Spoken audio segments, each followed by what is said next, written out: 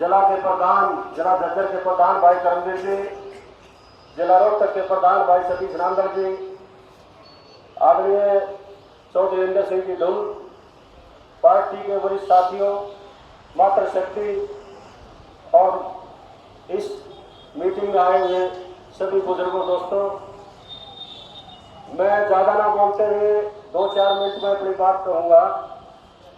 साथियों, समय उतार चढ़ाव आते रहते हैं, समय बदलता रहता है।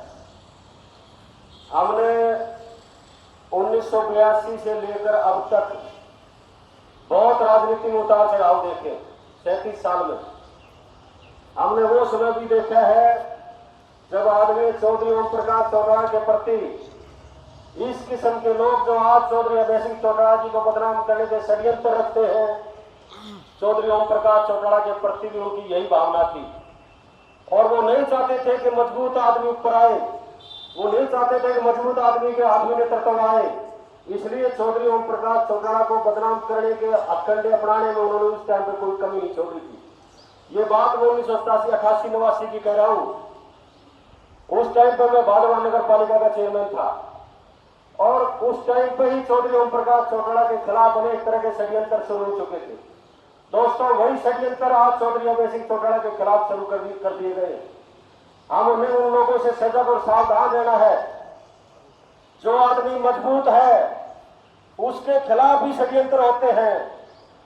जब चौधरी ओम प्रकाश चौटाला के हाथ में सत्ता आई तो हरियाणा की सभी सरकारों को बुला करके चौधरी ओम प्रकाश चौटाला जी ने वो काम करके दिखाए जो किसी सरकार में नहीं हुए थे।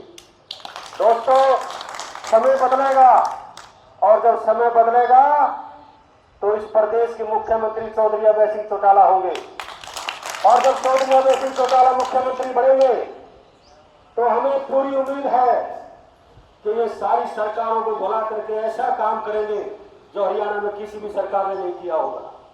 इतने भलाई के काम ये करेंगे क्योंकि जो दमदार नेता होता है वही फैसला लेने में सक्षम होता है।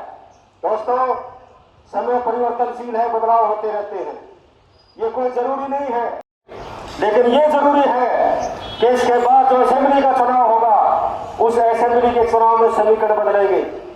नहीं केवल पार्लियामेंट के चुनाव में भी आपकी अच्छी मुझे उम्मीद है कि 4-5 सीट तो पक्की है।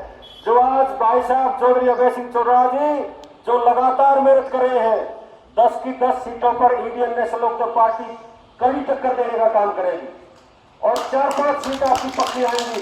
जिस हिसाब से समीकरण बन रहे हैं, ये मीडिया वाले, आपको शायद भली बात ही पता होगा, आप तो सारे राजनीतिक लोग हैं, मुझसे पुराने साथी भी बैठे हैं। ये जितने मीडिया के चैनल हैं ये मैक्सिमम सरकार के लोगों के, ये जितने अखबार हैं ये मैक्सिमम सरकार के लोगों के हैं। एक अखबार का मालिक तो हरियाणा सरकार में मंत्री है, एक 2-3 अखबार का मालिक मेंबर पार्लियामेंट है। ये सारे के सारे अखबार के जो मालिक हैं ये सारे सरकार के आदमी हैं।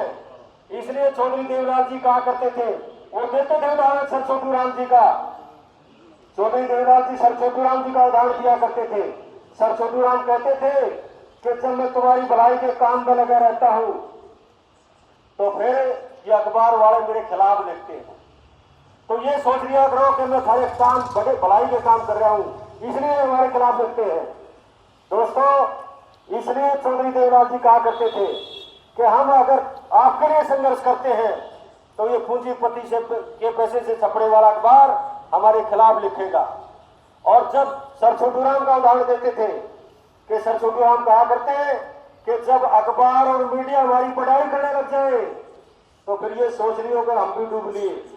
दोस्तों, अखबार और मीडिया वाले एक किस्म से षड्यंत्र रचने का काम इंडियन नेशनल लोकदल पार्टी के साथ करते हैं।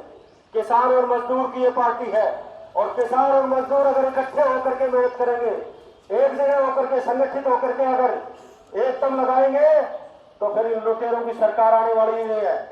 सरकार आपकी आएगी, इंडियन नेशनल लोकदल पार्टी के बगैर समर्थन के ऊपर भी सरकार नहीं बनेगी। इसलिए जिसको भी चौधरी ओम प्रकाश चौटाला जी टिकट दे करके भेजे, चौधरी अभय सिंह चौटाला जी जिसको भी आशीर्वाद दे करके भेजे, हमारा यह कर्तव्य बनता है कि हम पूरे जी जान से जुट करके उसको सफल बनाने का काम करें। यह मेरा कहना है। थैंक यू, धन्यवाद, आपका बहुत धन्यवाद।